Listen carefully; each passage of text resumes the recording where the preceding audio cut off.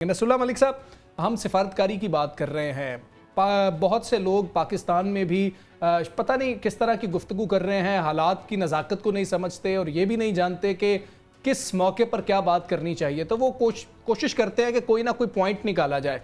लेकिन अब जो अमेरिका का बयान सामने आया है कि अमेरिका, उनके वाइस प्रेसिडेंट जो कह रहे हैं, उसके बाद ऐसा लगता है कि अमेरिका ने एक स्टेप बैक लिया है कि जी हम अंदर कैसे आ सकते हैं। तो क्या पाकिस्तान ने जवाब दे दिया टेकासा के भाई हमने तो जवाब देना है भारत को, उसके बाद देखेंगे अब जो देखना है। देखिए, मेरे ख्याल में उस स्टेटमेंट को भी अगर आप गौर से देखें तो ऐसा नहीं है कि अमेरिका ने ये कहा कि वो इस मामले को बिल्कुल नहीं देख रहा।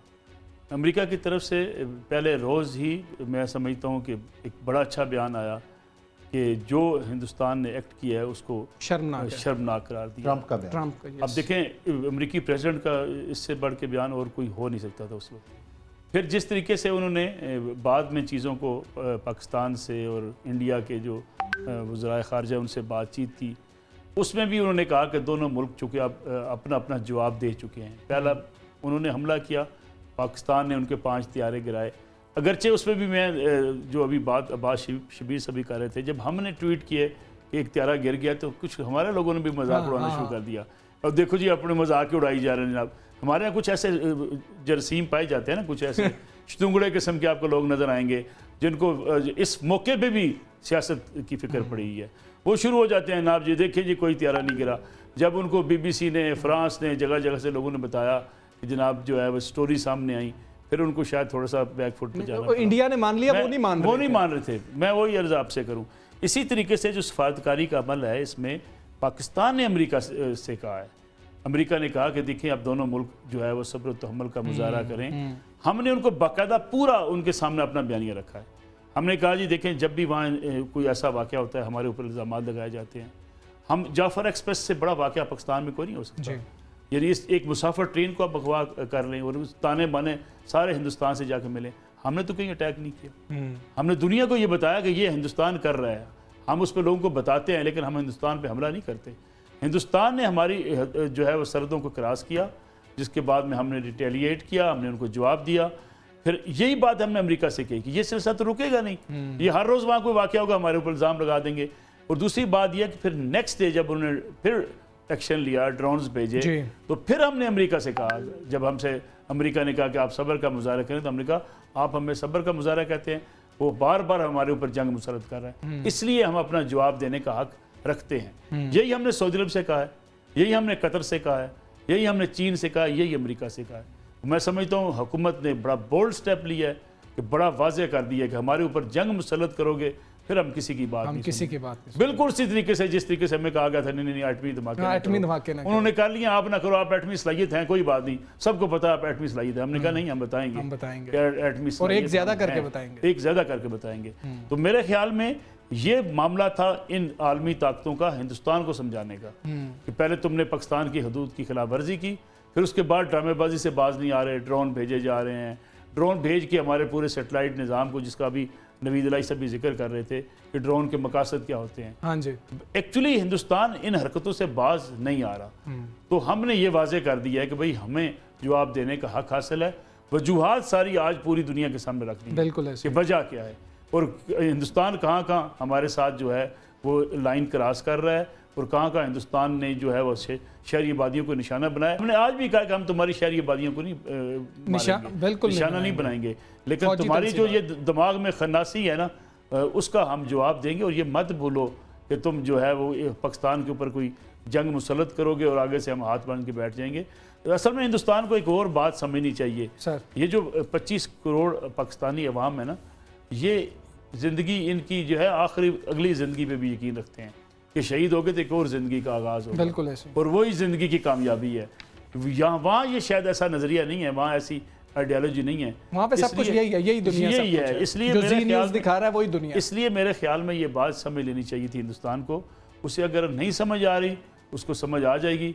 मसला सिर्फ ये है, इस वक्त हिंदुस्तान उस जो है क़यादत के हाथों में, जिसका नबी साहब ने जिक्र किया, फंसा हुआ है हिंदुस्तान उन जुनूनियों के हाथों, उन पागलों के हाथों, उन जो लोगों के हाथों के जिनको सिवाय पाकिस्तान मुसलमान, अक़लीतों, मिनॉरिटीज़ के खिलाफ कुछ काम करने के अलावा लेकिन कोई सर काम अब इंडिया से आवाज़ उठ रही है, जिस तरह से हम बात कर रहे थे कि भारत से अब आवाज़ें उठ रही हैं, लोग शर्मसार हैं। ध्रुव राठी हैं भारत के, वो कोशिश करते हैं कि एजुकेशनल वीडियोस बनाएं, अपने आवाम को बताएं कि जो हकाइक हैं उस तरह की वीडियोस बनाते हैं, बड़ी व्यूअरशिप है उनकी। हाँ जी, बंद कर दें सभी न्यूज़ चैनल्स को देखना, इतनी शर्मिंदगी है। पढ़ा लिखा मुल्क होता ना, समझदार मुल्क होता, टीवी चैनल्स को ताले लगा देता। ये इतना बड़ा क्राइम है, इंटरनेशनल क्राइम है। अथॉरिटी नहीं है जिसको देख रही थी। मैं देखिए ना, ये इंटरनेशनल क्राइम है जो हिंदुस्तान के मीडिया ने कल किया। बेशक मीम्स बन रही हैं, हम उनके खिलाफ हंस रहे हैं, मजाक भी उनका उड़ा रहे हैं, लेकिन अगर आप मीडिया की टर्मिनोलॉजी को समझें, एथिक्स को समझें, तो हिंदुस्तान के मीडिया ने इंटरनेशनल क्राइम किया है कि आप किसी मुल्क के अंदर हमले करवा रहे हैं, कब्जे करवा रहे हैं। कोई एडिटोरियल चेक है वहां पर? आप गए हैं? मैं तो पहले दिन से इस बात का कायल हूँ, हिंदुस्तान का मीडिया सिवाय सनसनीखेजी के, सिवाय मुसलमानों के या सिवाय पाकिस्तान के खिलाफ बैशिंग के अलावा उनकी कोई रेटिंग नहीं है। उनकी यही रेटिंग है जो बकवासबाजी हमारे खिलाफ कर लेते हैं, और हम समझते हैं कि पता नहीं शायद वो बड़ा सिविलाइज किस्म की सोसाइटी है। कहाँ की सिविलाइज सोसाइटी है? हाँ, हमारे यहाँ ये भी एक नया एक माहौल बनाया जाता है, बड़ी मजबूत इकानमी है जी। वो भाई उन्होंने 2 अरब इंसानों को रोटी खिलानी है जी, आपने 25 करोड़ को खिलानी है, और 2.25 अरब इंसानों को रोटी खिलाना दुनिया में ज़रा ज़्यादा मुश्किल होता है। थोड़ी सी इकानमी शेक होती है। दिल्ली से आप बाहर निकलें, आपको नज़र आ जाएगा दिल्ली से बाहर निकलते ही किसी के पास लैट्रीन नहीं है, सोने की जगह नहीं है, खाने को उनके पास जगह नहीं है।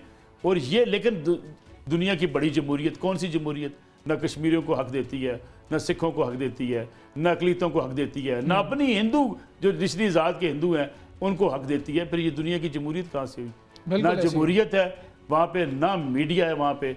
हिंदुस्तान एक फाशिस्ट स्टेट है, और उस फाशिस्ट स्टेट को जो अगर हम ग्लैमराइज बाज़ का हमारे कोई दोस्त करते थे या बाहर बैठे हुए करते हैं, अब उनकी भी आंखें खुल जानी चाहिए। बिल्कुल ठीक है उस्मान साहब, जिस तरह से आप ये कह रहे थे कि एक भारत ने कोशिश की है, तो वो खबर ये आ रही है कि भारत का जो जंगी जुनून है वो खित्ते को तबाही की जानिब धकेल रहा है, और भारतीय बहरी बेड़ा सुपरसोनिक क्रूज मिसाइल से लैस होकर कराची बंदरगाह की जानिब बढ़ रहा है। और अब हालात ये हैं कि पाकिस्तान ने भी जवाबी इकदाम किया है, और पाकिस्तान नेवी ने भी अपना बेड़ा वहाँ पर तैनात कर दिया है। पहले भी हमने देखा है कि जब अभिनंदन वाला मामला हुआ था फरवरी में, तब भी वहां पर हमारी नेवी ने फौरी पॉइंट आउट कर लिया था और उनको टाइम दिया था कि वापस चले जाए, नहीं तो तबाह कर देंगे। सर, ये भारत किस तरफ जा रहा है? देखिए, भारत तो उसी तरफ जा रहा है जो अपने मीडिया के ऊपर इसका वो प्रचार कर जाएगा, हम ये कर रहे हैं, वो कर रहे हैं। जैसे कल उन्होंने कहा कराची बंदरगाह के हमने ये किया है, तो अब उन्होंने अमली तौर पर उसके तरफ दबाव बढ़ाने की कोशिश की है।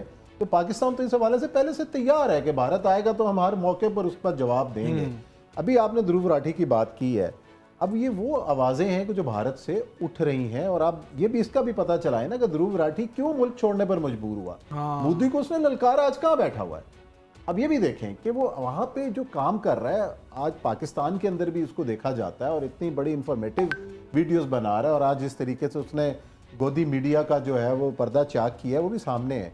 तो बहरहाल एक जंगी जुनून है जिसमें भारत मुब्तला है, और इस जंगी जुनून का एक ही दफ़ा मेरा ख्याल है कि एक ही इलाज होना है कि जो एक भारत की ठुकाई से ही होना है, कि भारत की जो कहते हैं ना ऐसी ठुकाई हो कि उसकी अकल ठिकाने आ जाए, कि दोबारा वो पाकिस्तान की तरफ आंख भी उठा कर ना देख सके। और यही इलाज है, और जिसकी तरफ हम पूरी कौम जो है इस बारे में पूरी तरह तैयार है, मुस्तैद है।